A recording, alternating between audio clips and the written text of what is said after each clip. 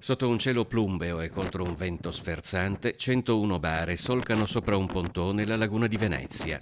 Sono partite dal Tronchetto, attraversando il canale della Giudecca e il bacino di San Marco per arrivare all'Arsenale.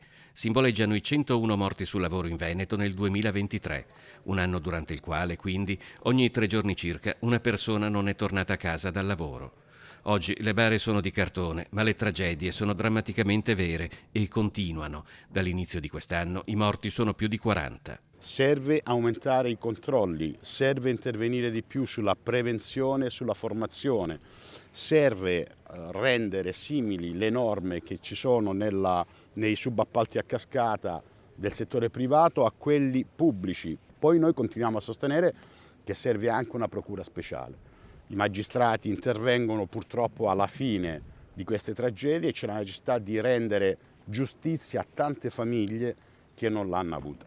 Pierpaolo Bombardieri è il segretario nazionale della UIL, il sindacato che ha lanciato questa campagna di sensibilizzazione che dopo aver toccato altre importanti città italiane è letteralmente sbarcata a Venezia. Ma non tutto è negativo oggi. Il segretario regionale della UIL, Roberto Toigo, rivendica i risultati degli sforzi compiuti in Veneto negli ultimi anni come base di partenza per il futuro. Protocolli che abbiamo fatto con la prefettura e la regione qualcosa hanno sancito, perché se noi mettiamo insieme i morti sul lavoro rapportati alle ore lavorate, non come valore assoluto, noi vediamo che il Veneto in 3 anni ha avuto un miglioramento del 9%.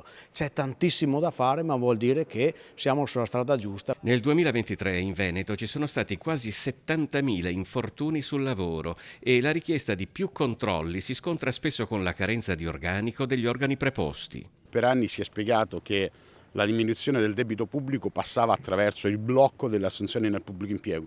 Abbiamo visto che così non è, che il debito pubblico è aumentato, le assunzioni si sono bloccate e adesso paghiamo quelle scelte fatte nel corso degli ultimi 15 anni. Nulla comunque sarà mai importante quanto la diffusione di una cultura della sicurezza sul luogo di lavoro. Noi vinceremo questa battaglia solo quando un lavoratore e una lavoratrice, quando si vede in una situazione di pericolo, è capace di fermarsi. Allora riusciremo a vincere questa battaglia, altrimenti controlli, formazione, che assolutamente sono indispensabili, non saranno sufficienti.